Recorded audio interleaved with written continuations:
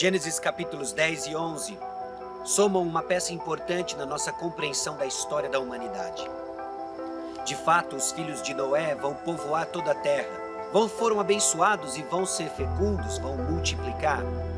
E juntamente com a multiplicação da humanidade vem a multiplicação da iniquidade.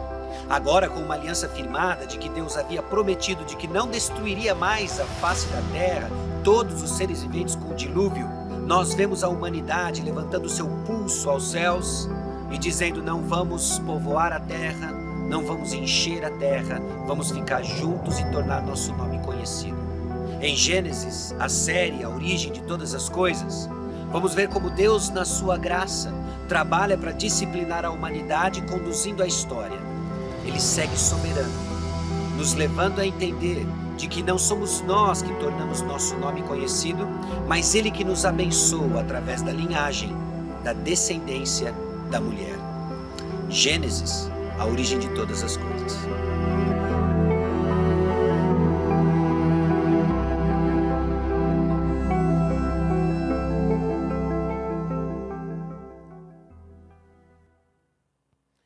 Boa noite mais uma vez, irmãos.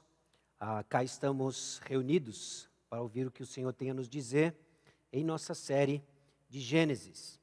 Em particular, hoje nós vamos abrir a Bíblia em Gênesis capítulos 10 e 11. Gênesis capítulos 10 e 11.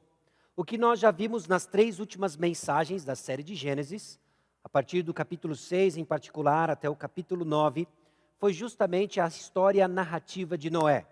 Vimos o episódio do dilúvio, a razão do dilúvio, vimos detalhes sobre o dilúvio em si e os primeiros eventos após o dilúvio, inclusive as promessas de Deus em não mais destruir a terra dessa forma.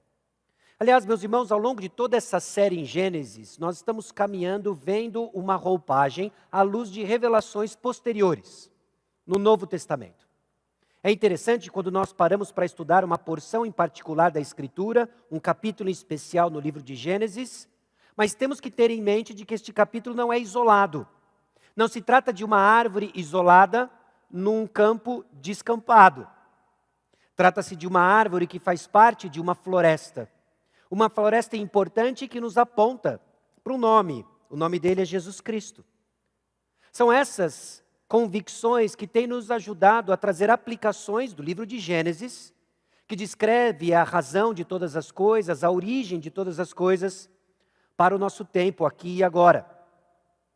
Em Lucas capítulo 24, versículos 44 a 48, em particular o versículo 44, que você vê projetado aí, é uma das passagens que nos ajudam a entender o texto do Antigo Testamento como um todo e suas realidades espirituais que apontam para o Senhor Jesus Cristo. A seguir, Jesus lhes disse: são essas as palavras que eu vos falei, estando ainda convosco, importava se cumprisse tudo o que de mim está escrito na lei de Moisés, nos profetas e nos salmos. O texto segue quando Jesus abre o entendimento para que os discípulos compreendessem a Escritura. E ele diz, inclusive, detalhes sobre o que a lei de Moisés, os profetas e os salmos diziam acerca de Cristo. Diziam coisas de que Jesus Cristo havia de padecer, ressuscitar dentre os mortos no 3º dia, de que no seu nome fosse pregado arrependimento para remissão de pecados, todas as nações, começando em Jerusalém, e que os discípulos seriam testemunhas disso. Irmãos, não são todos os textos que apontam da mesma forma para o Evangelho, para aquilo que nós temos em Cristo Jesus. Mas conforme nós vamos estudando essas árvores aparentemente isoladas, eu espero conduzir você a entender como elas fazem parte não só de um bosque, mas uma grande floresta que nos apontam para o Senhor Jesus Cristo. E assim nós ganhamos uma visão do todo do que o nosso Deus coerente está fazendo ao longo da história e nos ensinando a pensar o que abundantemente nós temos com Ele. Foi a partir dessas convicções que nós pudemos pensar ao longo de Gênesis capítulo 6, 7, 8 e 9, realidades espirituais. Foram 12 elas. Deus, Ele é justo, santo, gracioso. Isso era verdade então, é verdade hoje. Vimos que o homem ele é pecador, digno de condenação. Que Jesus Cristo é o único caminho de salvação. De que a resposta adequada é arrependimento e fé. Em Gênesis capítulo 7 e 8, vimos que o plano salvífico de Deus, ele é certo, ele é coerente. Coerente com o seu caráter, coerente com aquilo que ele está fazendo ao longo da história. O juízo divino é severo e inevitável por nós mesmos. Existem alertas em várias porções da Escritura, nos apontando para a urgência, a importância da mensagem. Vimos que a graça de Deus intervém em favor dos seus filhos, de que paz com Deus é selada por meio de sacrifício, e nós temos a concretização dessa promessa, desse princípio em Cristo Jesus. Vimos em Gênesis 9 que Deus mantém seu plano na história de forma soberana, sábia e amorosa. Deus provê os limites necessários para manter o curso da história. Deus garante as condições de seu plano através de alianças. E o fermento do pecado cria tensão para desfrutarmos da bênção de Deus. Muitas dessas realidades, elas aparecem novamente nas passagens de hoje, nos capítulos de hoje, capítulo 10 e o capítulo 11. Mas eu não vou focar nelas que já foram apresentadas. Nós vamos olhar para outros aspectos, como Deus interage com a soberba humana, a autoconfiança humana, humilha os planos do soberbo e mantém a linha da história para garantir o cumprimento da salvação que viria na descendência da mulher, na semente da mulher. Eu quero fazer com você algumas considerações do capítulo 10. O capítulo 10 é uma genealogia, aquilo que alguns chamam da família das nações, que conta o pano de fundo histórico dos principais povos da antiguidade que acompanham a história de salvação de Israel. E depois, num segundo momento, nós vamos olhar para Gênesis capítulo 11 e então desfrutar de muito do que acontece nessa história, que apresenta um só povo, uma só língua, um só propósito equivocado e que vai ser corrigido pelo Senhor. Gênesis capítulo 10, nós vemos vários povos, uma só origem. E esse contexto amplo da história de salvação de Israel, vamos para Gênesis capítulo 10. Gênesis capítulo 10 começa. São estas as gerações dos filhos de Noé, Sem, Cã e Jafé. E nasceram-lhes filhos depois do dilúvio. Os filhos de Jafé são Gomer, Magog, Madai, Javã, Tubal, Meseque e Tiras. Os filhos de Gomer são Askenaz, Rifate e Togarma. Os de Javã são Elisá, Tarsis, Quitim e Dodanim. Estes repartiram entre si as ilhas das nações nas suas terras, cada qual segundo a sua língua, segundo as suas famílias, em suas nações. Os filhos de Cã, Cuxi, Misraim, Puti e Canaã. Os filhos de Cuxi, Sebá, Avilá, Sabitá, Ramá, Sabtecá. E os filhos de Ramá, Sabá e Dedã. Cuxi gerou a Nimrod, o qual começou a ser poderoso na terra. Foi valente caçador diante do Senhor. Daí dizer-se, como Nimrod, poderoso caçador diante do Senhor. O princípio do seu reino foi Babel, Ereque, Acade e Calné, na terra de Sinar. Daquela terra saiu ele para a Síria e edificou Nínive, Rebote, Ir e Calá. E entre Nínive e Calá, a grande cidade de Rezém. Misraim gerou a Ludim, a Anamim, a Leabim, a Naftuim, a Patruzim, a Causluim, da onde saíram os filisteus, e a Caftorim. Canaã gerou a Sidom, seu primogênito, e a Et. E aos Jebuseus, aos Amorreus, aos Girgazeus, aos Eveus, aos Arqueus, aos Sineus, aos Arvadeus, aos Zemareus e aos Amateus. E depois se espalharam as famílias dos cananeus. E o limite dos cananeus foi desde Sidom, indo para Gerá, até Gaza, indo para Sodoma, Gomorra, Adimá e Zeboim, até Laza. São esses os filhos de Cã, segundo as suas famílias, segundo as suas línguas, em suas terras, em suas nações. A Sem, que foi pai de todos os filhos de Éber, irmão mais velho de Jafé, também lhe nasceram filhos. Os filhos de Sem são Elão, Assur, Arfaxade, Lude e Arã. Os filhos de Arã, Uz, Jeter e Mas. Arfaxade gerou a Salá, Salá gerou a Éber nasceram 2 filhos. Um teve por nome Peleg, porquanto em seus dias se repartiu a terra. E o nome do seu irmão foi Joctã.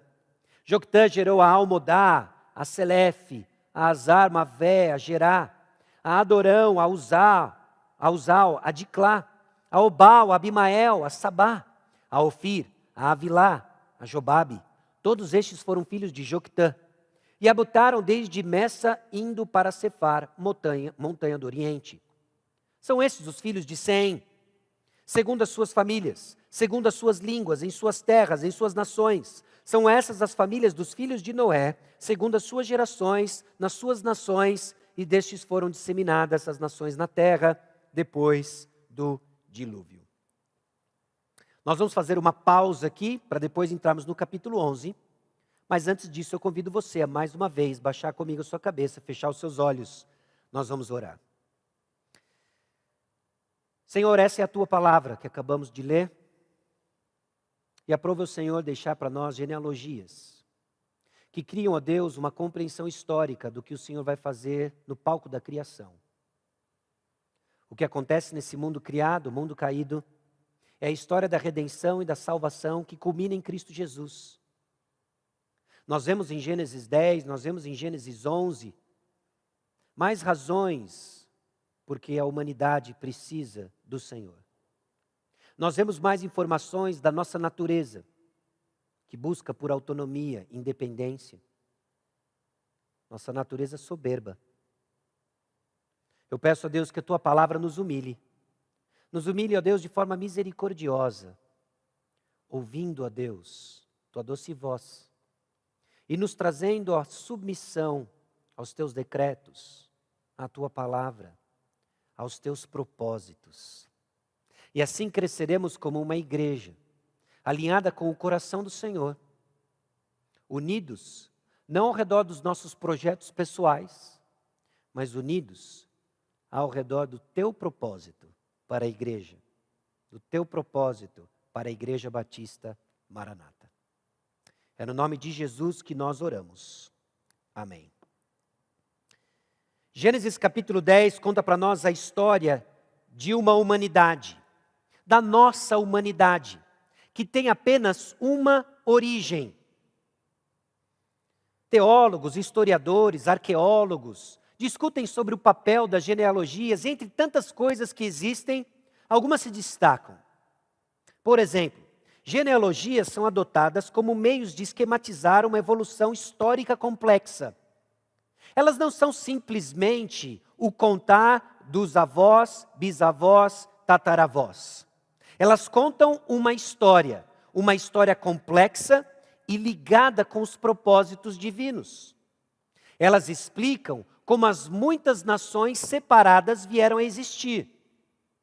A razão de todas as coisas, a origem de todas as coisas. Imagine você, o povo de Israel, recebendo de Moisés um documento histórico que Moisés, movido pelo Espírito Santo, deixou a palavra inspirada, a saber, Gênesis. E Gênesis conta para esse povo como as nações vieram a existir. Eles estão saindo do Egito, eles estão diante do desafio de enfrentar outros povos em Canaã. Qual a origem desses povos? Por que eles são tão hostis? Gênesis 10 traz essas informações para nós. Nós vemos ainda em Gênesis capítulo 10 de que a humanidade é uma só, com toda a sua diversidade, sob o único Criador. Apesar de propósitos diferentes, apesar de papéis diferentes, tratam-se de povos que voltam a 3 homens: Sem, Cã e Jafé. Meus irmãos, toda a diversidade da humanidade se volta para esses 3 homens, que são filhos de um único homem, Noé, que aponta para Adão. É uma só humanidade. Alguns detalhes interessantes sobre o capítulo 10. Essa lista descreve a família das nações após o dilúvio. O versículo 32 escancara isso para nós. E destes foram disseminadas as nações na terra depois do dilúvio. Então, após o dilúvio, após a promessa de que Deus não iria destruir mais a terra dessa mesma forma, com águas, existe o início das nações. Daí esse capítulo ser conhecido como a família das nações. Segue a descendência então de Sem, Cã e Jafé. E ao enunciar isso no versículo 1, O texto começa então com uma ordem invertida. Nós vemos primeiro os filhos de Jafé, depois de Cã e depois de Sem. Jafé e Cã abrem espaço para aquela linhagem que vai receber uma atenção especial, a linhagem de Sem, porque é dela que viria a descendência da mulher, que traria o esmagador da cabeça da serpente, e em paralelo à descendência de Cã, traria justamente conflitos constantes na história de Israel, representando a descendência da serpente. Bom, Jafé é a descendência que tem menos informações. Nós temos alguns dos seus descendentes, nós temos algumas regiões onde eles se distribuíam, e foi a descendência que recebe menos atenção. Já a descendência de Cã, conta a origem de povos inimigos. Entre outros, se destaca a origem de Babel, que veio desse Nimrod, poderoso caçador diante do Senhor. Babel. Da onde vêm os babilônios? E se você é familiarizado com a história de Israel, desculpa, você sabe inúmeras vezes que eles aparecem contrapondo os propósitos do povo de Deus. Assim como a Assíria, versículo 11. Também é narrado ali os filisteus. Também é narrado no versículo 13, Misraim, a origem dos egípcios. É o povo do Egito. Nós vemos ainda Sodoma e Gomorra no versículo 19. Todos eles povos que se opõem aos propósitos de Deus.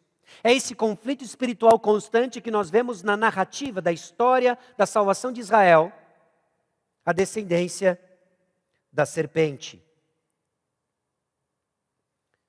Bom, nos versículos 21 em diante, o que nós vemos é a descendência de Sem. E surgem 3 nomes importantes que vão ser retomados no final do capítulo 11. E são eles: Arfaxade, Éber e Peleg. Eles fazem parte de uma linhagem que culmina em Abrão, um personagem que vai ser presente a partir do próximo domingo, da próxima mensagem, se assim Deus quiser. Abrão. Ou futuramente, Abraão. Essas genealogias, elas têm a importância de nos mostrar de onde vêm os conflitos, onde Israel há de enfrentar. E daqui nós tiramos algumas implicações. Com toda essa diversidade, meus irmãos, a humanidade é uma só. Hoje nós temos em nosso contexto muito que se fala contra racismo.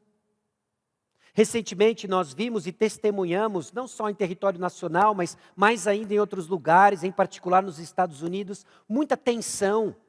A crise migratória na Europa, tudo em função da forma como pessoas enxergam etnias ou o que eles construíram como raças. Mas quando nós olhamos atentamente para o texto bíblico, nós somos informados que diante de tanta diversidade, vemos que a humanidade é uma só. De que o conflito então com essa descendência da serpente é de natureza espiritual, não biológica. De que o que nos faz em oposição a alguém no que se refere aos nossos propósitos espirituais, não tem a ver com a genética, não tem a ver com tom de pele, não tem a ver com classe social. Trata-se de uma perspectiva diferente, espiritual. A visão, então, que temos de etnias precisa levar isso em consideração. Nós não podemos falar sobre tom de pele, nós não podemos falar sobre racismo, da mesma forma como o mundo enxerga.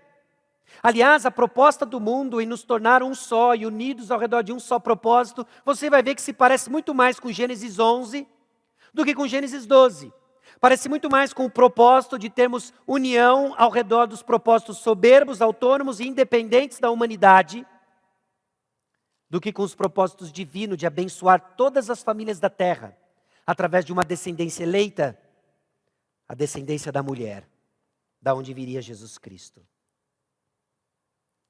E é assim que nós abordamos então Gênesis capítulo 11, que nós vamos ler agora, Gênesis capítulo 11.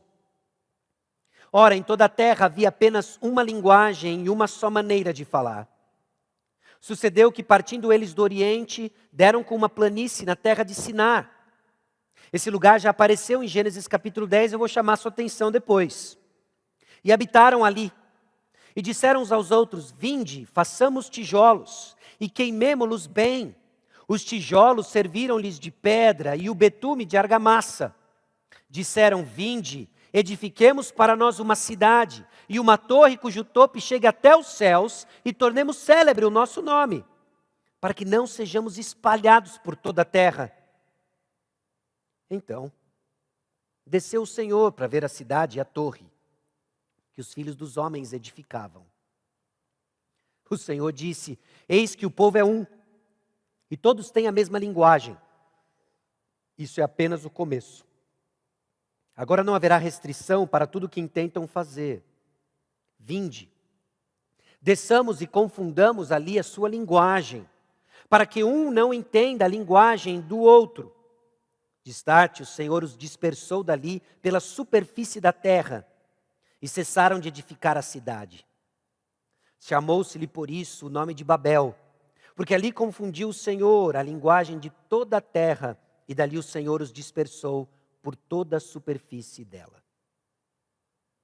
Nós vamos examinar os versículos 10 em diante depois, mas eu quero propor para você que Deus dispersa qualquer obstáculo para dar continuidade ao seu plano perfeito. Irmãos, não são temas novos.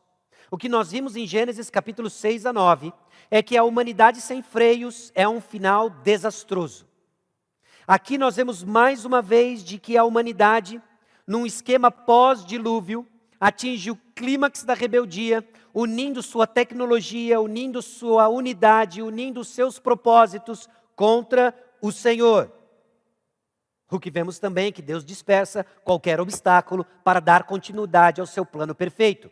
Essa é uma realidade espiritual que se estende no decorrer da história. Deus dispersa obstáculos. E Ele segue firme com o seu plano perfeito. Você crê nisso?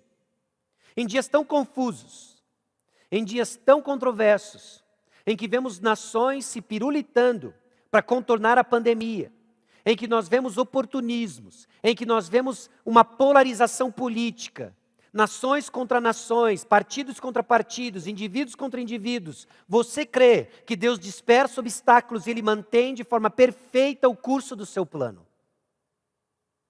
Esse é um agir na história, meus irmãos, que nos garante serenidade, que nos garante calma em meio ao caos. Observando os eventos de Gênesis capítulo 11, o autor coloca o seguinte: a história primeva, essa história até Gênesis capítulo 12, a saber, até o final de Gênesis capítulo 11, esse termo, a história primeva, ela atinge seu clímax infrutífero quando o homem, cônscio das suas capacidades, prepara-se para glorificar-se e fortalecer-se mediante um esforço coletivo. Irmãos, isso aqui é um resumo da história das nações. Isso aqui é um resumo da história das nações desde Gênesis capítulo 10 até 2021 depois de Cristo e até a volta de Cristo. Esse é o resumo das nações. Esse esforço coletivo de buscar a glória para si mesmo. E Deus é constante em frustrar os planos de nações, em mudar configurações geopolíticas e mantendo firme o curso da história, onde Ele recebe toda a glória. Nós vemos também nessa história, meus irmãos, algo que talvez a princípio nos choque, mas nos ajuda a entender o que de fato define nossa unidade. Unidade e paz não são os bens últimos. É melhor a divisão do que a apostasia coletiva. Lucas capítulo 12, versículo 51 diz: supondes que vim para dar paz à terra? Não, eu vou lá afirmo, antes divisão. Jesus deixa claro quem é dele e quem não é. Essa é a divisão a qual este autor faz referência, a qual Jesus faz referência. Unidade e paz não são os bens últimos. A Bíblia fala muito de unidade, a Bíblia fala muito de paz, mas ela fala de unidade e paz construída nos termos do Senhor, construído no Evangelho que chegou até nós. Tudo que é diferente disso ameaça verdadeira unidade e verdadeira paz. E não é esquisito como o mundo clama a necessidade por unidade e paz. Você já reparou como a classe artística, você já reparou como a humanidade, os eventos esportivos, os eventos políticos, Usa grandes encontros humanitários para promover unidade e paz, mas sem nenhuma referência ao Deus que as garante. Não nos enganemos, essa não é a unidade e a paz que a Escritura aponta. E o que nós vemos aqui em Gênesis capítulo 11, desse Deus que dispersa qualquer obstáculo para dar continuidade no seu plano perfeito, antes de tudo, meus irmãos, é o perigo da autoconfiança. Há uma sementinha aqui, há uma semente que brota e cresce com força nesse povo ao redor de Babel, da Torre de Babel, aquilo que nós chamamos da Torre de Babel. É essa autoconfiança. Meus irmãos, um perigo que nos assola até hoje. É perigoso para mim, é perigoso para você, a autoconfiança. E o texto nos dá pistas de como ela funciona e como ela opera no meu e no seu coração. Quando, por exemplo, achamos que temos tudo o que precisamos. Essa falsa autossuficiência, essa falsa confiança, ela é perigosa. E nós vemos isso nos versículos 1 a 3. Nós vemos o perigo dessa autoconfiança quando achamos que temos tudo o que precisamos. No versículo 1, o povo é descrito como uma só linguagem, uma só maneira de falar. Meus irmãos, nesse contexto era possível cooperação perfeita. Eu não sei se você já teve a experiência de estar no meio de um grupo que falava uma língua que você não tinha ideia de uma palavra sequer de vocabulário. Você já teve essa experiência? Eu lembro a primeira vez que eu escutei russo sendo falado perto de mim. Meus irmãos, a impressão que eu tinha é que era uma bronca nova a cada frase. Uma sensação semelhante com o alemão. Agora, aquelas línguas que têm a base no latim, elas nos tentam a achar que nós estamos entendendo tudo. Em particular o espanhol, não é? Aí a gente manda um ion no final de tudo e estamos fluentes, fazendo mó confusão. Ou ainda o próprio francês, dá vontade de ficar falando limousine o tempo todo. Abajur, estou me comunicando. Mas, meus irmãos, nós não conseguimos conceber a ideia de simplesmente navegarmos ou viajarmos o mundo todo sem a barreira de língua. Esse povo também não sabia o que era isso. Por que eles não sabiam o que era isso? Porque tudo que eles conheciam era um só idioma. E isso garantia uma cooperação e uma comunicação clara para trabalhar em projetos. A autoconfiança vem quando nós achamos que temos tudo o que precisamos. E via de regra, nós não conseguimos conceber a ideia de perder um desses elementos. Quem aqui em sua consciência, no versículo 1, diria: olha, é melhor a gente aproveitar para construir logo essa torre, porque o dia que não falarmos mais a mesma língua, não vai dar mais. Não. Na autoconfiança, nós estamos cegos à possibilidade de perder o que achamos que é nosso. Assim estão os babilônios, assim estão os da Torre de Babel. Assim está a humanidade. Na autoconfiança, nós constantemente olhamos para um histórico de sucesso e poder. Olha o versículo 2. Sucedeu que, partindo eles do Oriente, deram com uma planície na terra de Sinar. Essa terra de Sinar foi mencionada no capítulo 10. Em Gênesis capítulo 10, versículo 10, o princípio do seu reino foi Babel, Ereque, Acade e Calné, na terra de Sinar. E quem é que estava lá morando na terra de Sinar? Nimrod, poderoso caçador diante do Senhor. Você já imaginou carregar o título de poderoso caçador diante do Senhor? O destemido, o poderoso. Não tem animal que eu não consiga subjugar. Não tem fera que eu não consiga dominar. Eu sou mais eu e comigo ninguém pode. Eu falo a mesma língua, eu sou poderoso e eu tenho ferramentas. Ferramentas que foram criadas e que eram úteis. Tecnologia. Talvez isso soe um pouco engraçado, mas, meus irmãos, é a primeira vez que aparece tijolo no texto bíblico. Imagina a inovação de ser feito um tijolo. Ao contrário daqueles que habitavam em Canaã, que construíam tudo com pedra sobre pedra, agora vem esse grupo, poderoso no seu passado, que fala a mesma língua, e eles desenvolvem um tijolo. E sabe o que você faz com tijolo? Você põe um em cima do outro. E você liga esses tijolos com coisas do tipo betume, argamassa, e faz um muro forte, um muro que te protege.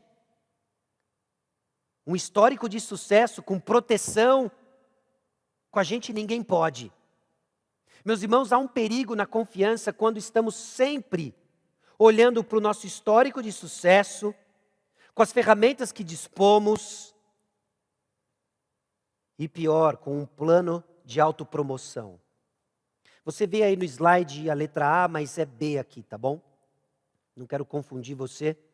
Mas o perigo da autoconfiança aparece quando nós temos um plano de autopromoção. E ele parece de uma maneira sutil muitas vezes. Aqui no texto escancarado, mas dá para nós evidências de uma semente errada. É um plano de construir uma cidade. Vinde, edifiquemos para nós uma cidade. Mas que mal que tem a edificação de uma cidade? Bom, você sabe quem teve a primeira ideia da edificação de uma cidade? Volta comigo lá em Gênesis, capítulo 4, versículo 17. E coabitou Caim com sua mulher, ela concebeu e deu à luz a Enoque. Caim edificou uma cidade e lhe chamou Enoque, o nome de seu filho. Bom, o texto é descrito para chamar a atenção do leitor atento e fazer ligações. De que aquilo que está acontecendo não é coisa boa.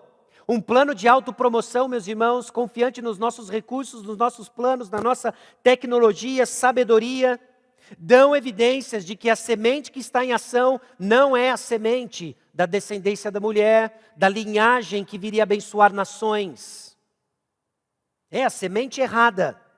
São planos de autopromoção, que vão ser vistas numa obra cujo centro de atenção é ela mesma. A torre era enorme. É quando nós chamamos atenção para aquilo que estamos fazendo. O fruto do nosso trabalho é o foco. Isso é autoconfiança. É uma torre que eles estão edificando. Vinde, edifiquemos para nós uma cidade e uma torre. E ela tem características. É uma torre alta. É uma torre enorme. É uma torre que chega até os céus. Por quê? Porque eles querem que o seu nome seja conhecido. Nós não queremos fazer conhecido o nome de Deus. Nós queremos o nosso nome conhecido. Meus irmãos, autoconfiança, ela apresenta as suas garras quando o foco é a obra das nossas mãos, para que o nosso nome seja conhecido.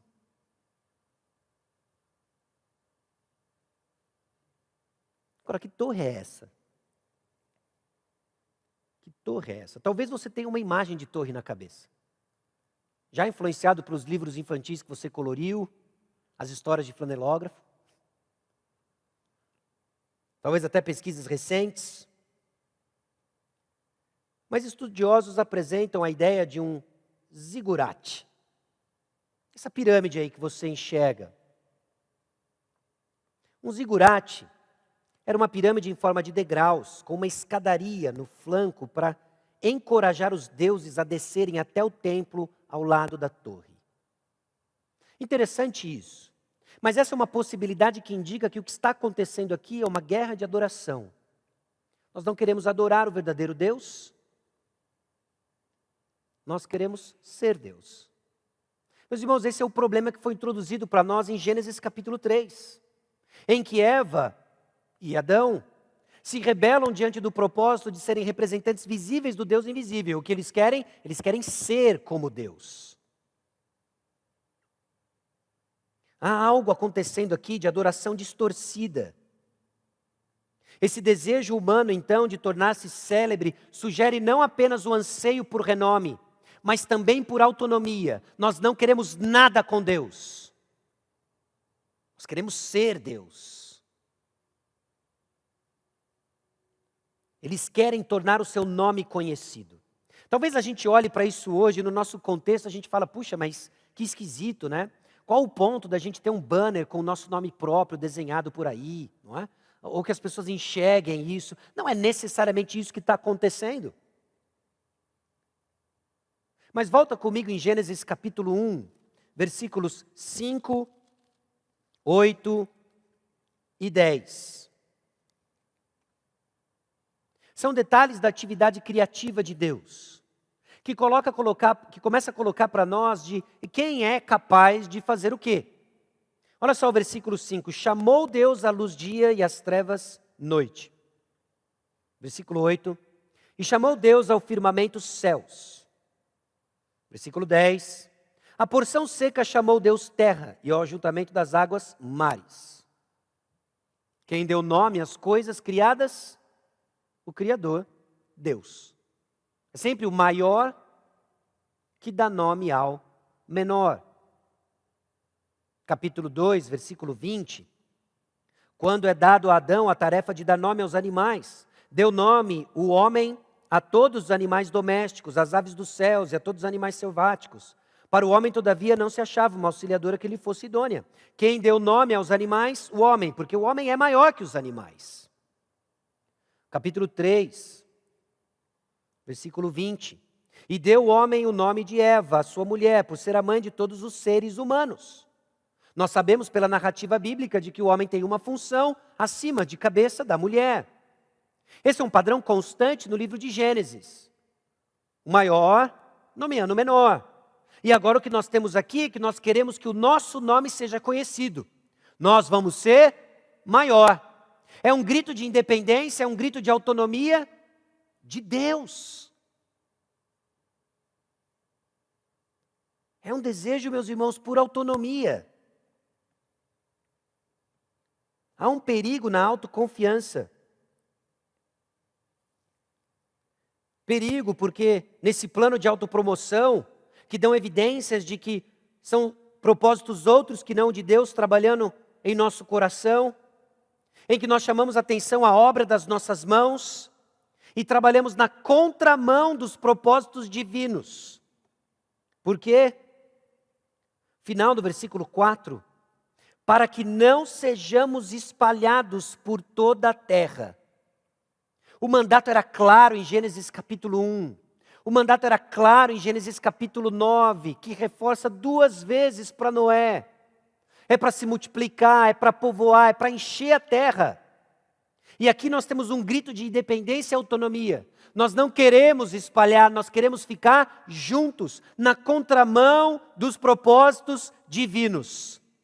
Nós queremos ser como Deus, assim como o nosso pai, o pai da descendência da serpente Caim fez. Nós queremos ficar juntos. Irmãos, a autopromoção vai na contramão dos propósitos de Deus. Quando eu busco o meu lugar nessa terra, eu estou deixando de ser usado por Deus na terra.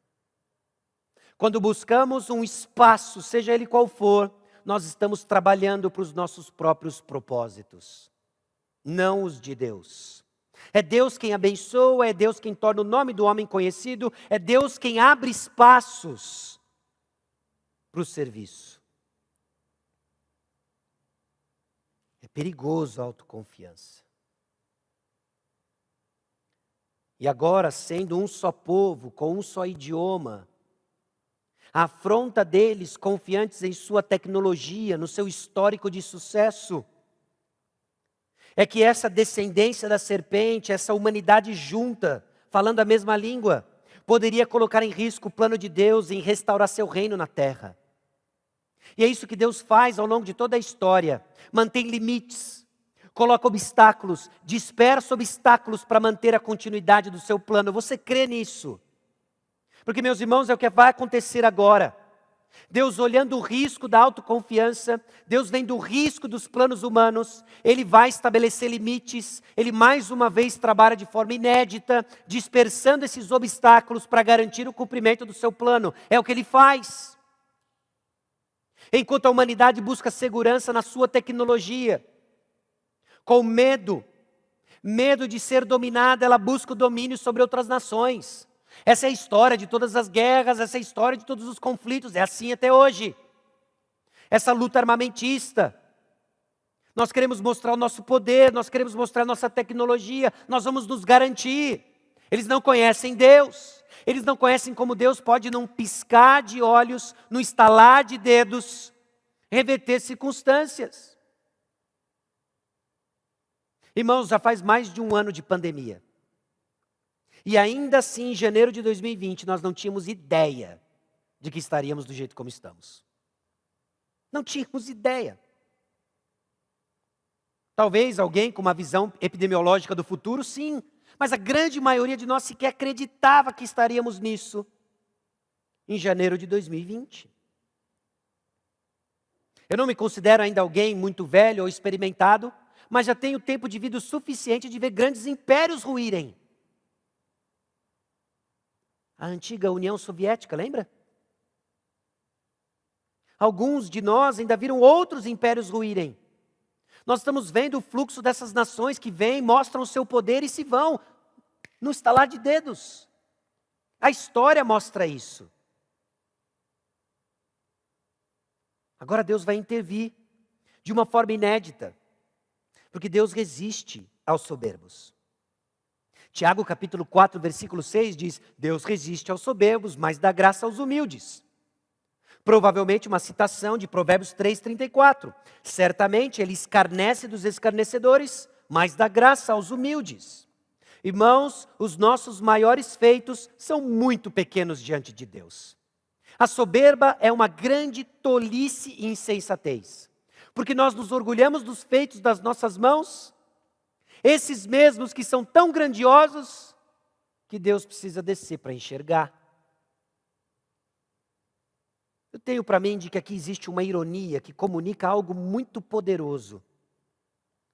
Tudo aquilo que a humanidade conhecia, a sua tecnologia, o seu plano mirabolante, esse contexto de comunicação fácil, tudo isso que parecia grandioso para a humanidade, agora Deus desceu para ver a cidade e a torre.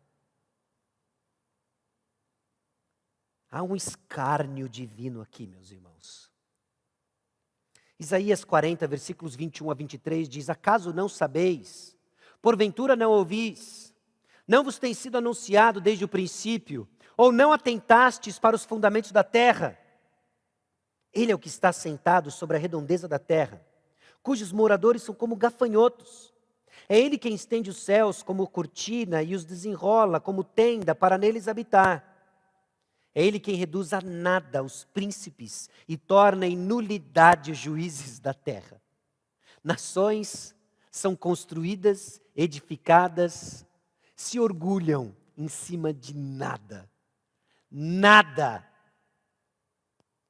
Meus irmãos, todo nacionalismo, todo orgulho nacionalista, que não leva em consideração de que todas as nações estão na mão do Senhor, não passa de tolice infantil, que não leva em consideração o Senhor da história, que conduz como Ele quer. Idem vírus, idem qualquer coisa que hoje nos assola. Deus olha para isso e Ele vê, olha, eles estão mais uma vez, essa humanidade mais uma vez sai do limite. E agora eles confiando nisso, e eu tenho uma aliança de que eu não vou destruir com água mais uma vez, então eu vou fazer o seguinte, eu vou trazer juízo. Deus enxergou um perigo. Deus enxerga, meus irmãos, os perigos dos nossos planos. Você já teve planos frustrados pelo Senhor? Você já teve planos frustrados pelo Senhor? Você já considerou de que Deus enxerga perigos que você não vê? Via de regra, a gente pensa assim de uma forma muito catastrófica, não é? Eu lembro em particular de uma viagem que eu estava prestes a fazer para um destino que eu nunca tinha ido. E precisava de algo que eu nunca precisei apresentar no guichê do aeroporto. Eu cheguei diante do guichê do aeroporto e eu disse que eu estava indo, que eu estava viajando, e a moça me perguntou se eu tinha a vacina contra a febre amarela. E eu disse que sim. Ela falou, me mostra então o comprovante. E eu disse que eu não tinha. Então eu liguei para minha esposa, para a Ana, e falei assim, manda para mim uma foto da carteira de vacinação. Ela mandou a foto da carteira de vacinação, E eu mostrei a foto da carteira de vacinação, a qual a atendente não deu muita atenção. Meu pequeno poema do evento trágico. Não é? E eu não pude embarcar. Eu tinha que apresentar fisicamente o documento. Deus frustrou um plano trivial. E via de regra, quando isso acontece, a nossa cabeça vai longe, não é? Aí eu já comecei a pensar o seguinte: Deus está me poupando, porque esse avião vai cair. Não é assim que a gente pensa? Não, esse avião vai cair, então Deus está me poupando. Vou voltar para casa e vou buscar a carteira de vacinação, e a mulher disse que vai me encaixar num voo à noite. Eu voltei para casa. E no caminho eu comecei a pensar: e se Deus quiser que eu vá no voo seguinte, porque é aquele voo que vai cair? Meus irmãos, nem o primeiro voo caiu, nem o segundo voo caiu. Deus frustra planos e Ele vê perigos e nem sempre é uma catástrofe. Deus está apenas tratando meu coração. Foi uma luta confiar na soberania de Deus. Foi uma luta confiar de que eu tinha feito planos, de que eu chegaria no destino com tempo suficiente para descansar, para terminar inclusive o que eu haveria de apresentar. Deus enxerga perigos nos nossos planos, de diversas formas, diversos meios. Aqui se trata de um perigo maior, e Ele enxergou. E Ele frustrou. Porque o nosso Deus é um Deus de amor. Enquanto nós fazemos birra, porque os nossos planos não se concretizam, Deus permanece firme nos seus planos de nos abençoar. Deus permanece firme nos seus planos de trazer um descendente da mulher que haveria de reverter aquilo que o pecado distorceu. Mas para isso acontecer, Ele vai frustrar os planos dos autossuficientes, dos autoconfiantes. Qual é o plano que o Senhor está frustrando? Qual é o plano que o Senhor está frustrando que você tem e que você fica no guichê fazendo birra? Lutando no seu coração, ou imaginando coisas extraordinárias, quando tudo o que Deus quer é a sua confiança, é a sua lealdade. Você já cogitou nisso? Você já pensou sobre isso? Há esse escárnio divino. E é o que Deus faz, Deus dispersa os obstáculos para dar cabo ao seu plano. E o instrumento de juízo, ao confundir a língua das nações, é justamente o sinal do agir do Senhor. Vinde, desçamos e confundamos ali a sua linguagem. Há uma contraposição aqui da ação humana com a ação divina. Versículo 3, vinde, façamos tijolos. Versículo 4, vinde, edifiquemos. E Deus diz, vinde. Desçamos e confundamos ali a sua linguagem, para que um não entenda a linguagem do outro. E assim Deus dispersa a humanidade na superfície da terra, porque Ele vai cumprir o seu plano. O seu plano de encher a terra, o seu plano de trazer o descendente da mulher que haveria de reverter o que o pecado distorceu, vai acontecer. Ainda que a humanidade grite independência e autonomia, Deus vai cumprir o seu plano. E Deus usa inclusive a tolice da humanidade para cumprir o seu plano. É assim que Ele faz, é assim que Ele age. E o que é irônico aqui, é que justamente aquilo que a humanidade temia, de não ser espalhado sobre a terra, é o que vai acontecer. O que a humanidade temia de não ver sendo espalhada na terra, é justamente o que acontece depois do juízo divino. O juízo de confundir a linguagem do povo. E agora esse povo dispersa-se na superfície da terra. Meus irmãos, tem uma realidade aqui. Provérbios capítulo 10, versículo 24 diz: aquilo que teme o perverso, isso lhe sobrevém, mas o anelo dos justos, Deus o cumpre. A humanidade morre de medo de ser dominada. E o que ela não enxerga é que isso é exatamente o que acontece com ela. Somos dominados por medo, somos dominados por outras nações, somos dominados por nossos prazeres, morremos de medo de perder nossa liberdade. A liberdade de fazer o que eu quero, A liberdade de declarar independência e autonomia. Eu agora confio na minha própria sabedoria. E o que não enxergamos é que aquilo que teme o perverso, isso lhe sobrevém. Você teme o jugo de alguém. Corre para servir o pecado e se torna escravo dele. O que você teme? O que você teme? Porque aquilo que teme o perverso, isso lhe sobrevém. Mas preste atenção nisso, o desejo dos justos, Deus o cumpre. Os justos, aqueles que estão alinhados com os propósitos do Senhor, de ver o reino do Senhor se expandindo, de ver a ação do Espírito Santo através da proclamação do Evangelho. Esse é o desejo dos justos. E quando é esse o desejo dos justos, Deus o cumpre, você verá. Mas por que está abatida a sua alma? Se não por desejos desalinhados com os propósitos de Deus. Você teme o fim das suas condições favoráveis. Você teme o fim do seu histórico de sucesso. Você teme o fim das ferramentas e das suas tecnologias, sabedoria, da confiança em suas habilidades. Porque se é isso que você teme, é isso que vai acontecer. Mas o desejo dos justos, Deus cumpre. O Senhor dispersa então os autoconfiantes. O Senhor dispersa então os autossuficientes. E agora, inicia-se uma nova história. Deus sempre nos deixa esperança de restauração. Meus irmãos, depois de mais um evento trágico em Gênesis, Deus mostra para nós uma luz de esperança. Onde? Em mais uma genealogia. Com nomes do tipo Arfaxade. Capítulo 10, versículo 24, ele aparece justamente, Arfaxade gerou a Salá.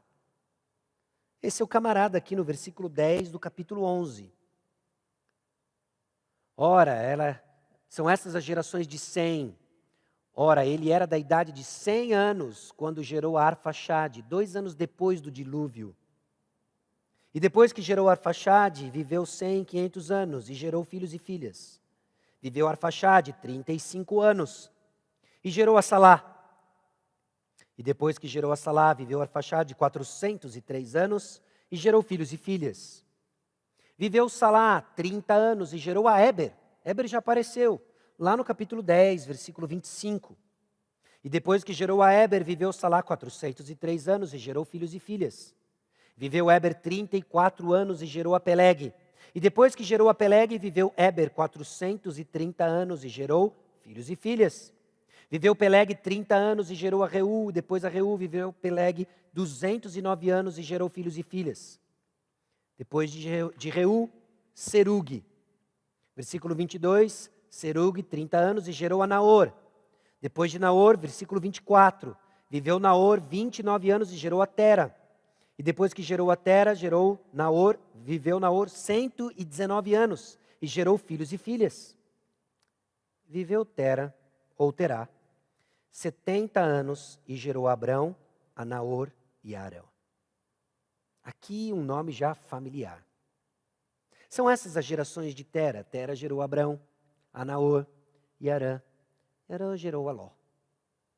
Morreu Arã na terra do seu nascimento, em Ur dos Caldeus, estando Terá, seu pai, ainda vivo.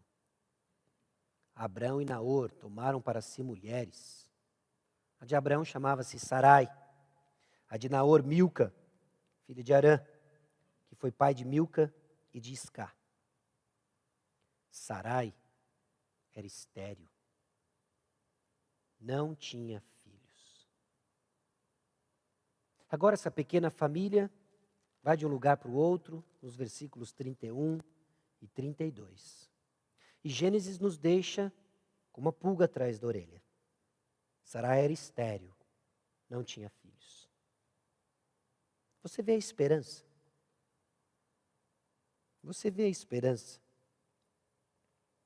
Deus mantém o curso da história e seus planos.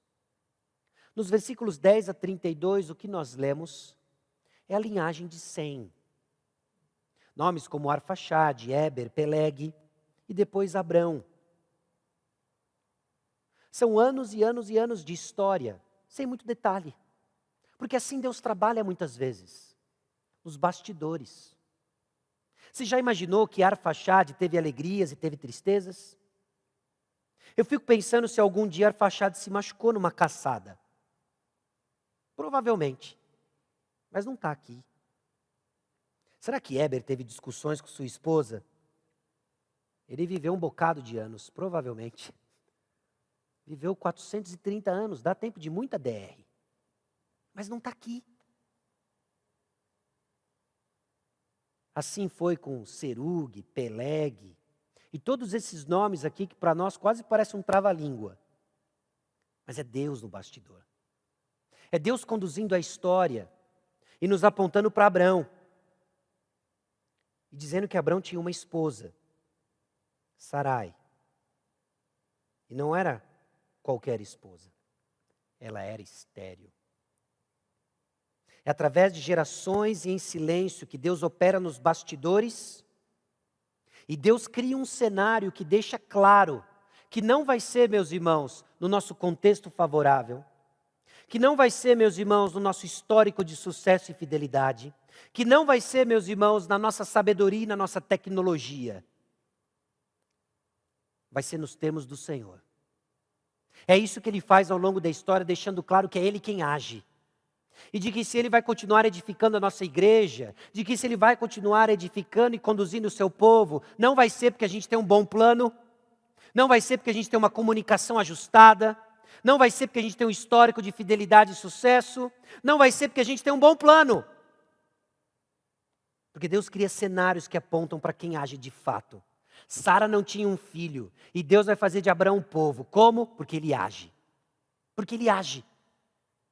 Deus vai olhar para essa comunidade chamada Igreja Batista Maranata e vai fazer: como é que eu faço dessa gente confusa, dessa gente que não se acerta, dessa gente cheia de DR nos lares dispersos, cheia de confusão, cheio de quando você vai para o seu trabalho, seu ambiente de trabalho, você fica com medo, com receio. Quando mais notícias nos assolam, a gente rói a unha, sabe que tem que confiar no Senhor, mas não confia.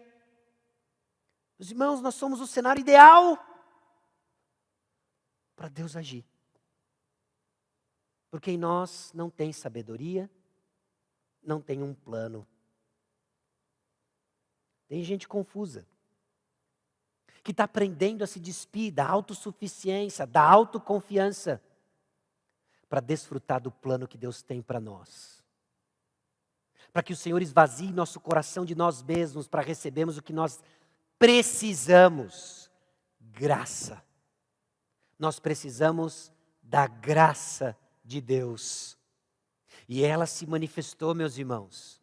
Nesse evento que nós lemos aqui em Babel, da confusão da língua, a graça de Deus se manifesta. Porque Deus está em nós, Deus está presente no seu povo.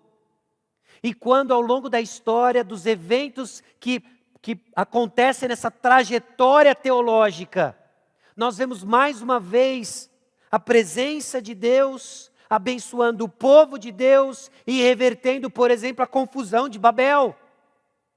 Quando o Espírito Santo desce na igreja, em Atos capítulo 2, e cada um ouve de acordo com a sua própria língua. Meus irmãos, Deus tem um plano. E nesse plano Ele vai reverter tudo aquilo que o pecado distorceu. E vai nos fazer um de novo. E toda língua, todo joelho, toda língua vai confessar, todo joelho vai se dobrar. De todas as tribos, povos e raças vão cantar que só Jesus Cristo é Senhor. Porque não é ao redor de Babel que nós construímos nada. Não é ao redor dos nossos planos medíocres, humanos, pequenos e perigosos. É ao redor dos propósitos de Deus. E o propósito de Deus é a edificação da sua igreja. E enquanto nós estamos debaixo do sol, é perrengue que nós experimentamos, mas conduzidos pela graça de Deus que transforma. É essa a nossa confiança de que Deus age e vai na frente. Porque por vezes nós não sabemos discernir a mão direita da esquerda. Sarai era estéril, não tinha filhos. E Deus agiu. Nós estávamos perdidos em nosso pecado, servindo os nossos prazeres e desejos. Mas Deus, rico em misericórdia, enviou Jesus. E ao redor dele, nós edificamos a igreja. É ao redor de Jesus Cristo. Enquanto ele é proclamado e pregado, há esperança. Ainda que Sara seja estéril e não tenha filhos. Ainda que a gente fique no guichê, olhando para o nada, tentando entender o que vai acontecer, ou pensando coisas catastróficas. É o próximo avião que cai, ou é o seguinte. É Deus quem age. É Deus quem edifica. Então considere, para encerrarmos nosso tempo juntos. Confiar em nossa sabedoria vai estar ligado ao que vemos de possibilidades. Enquanto nós ainda enxergamos possibilidades, enquanto traçamos planos na nossa cabeça, tanto para a edificação da igreja, quanto a condução da sua família, quanto a maneira como você encara o seu trabalho, como você interage com pessoas, nós buscamos enxergar possibilidades, queimamos neurônio nisso tudo, porque no final das contas nós estamos confiando em nossa sabedoria. Vai dar ruim. Vai dar ruim. Mas confiar no Senhor é aguardar em sua palavra o seu agir sobrenatural. Aguardar o Senhor não é cruzar os braços. Aguardar o Senhor é a expectativa do agir sobrenatural enquanto caminhamos na sua palavra. Em pequenos passos. Confiar em nossa sabedoria é trabalhar para a edificação dos nossos próprios propósitos.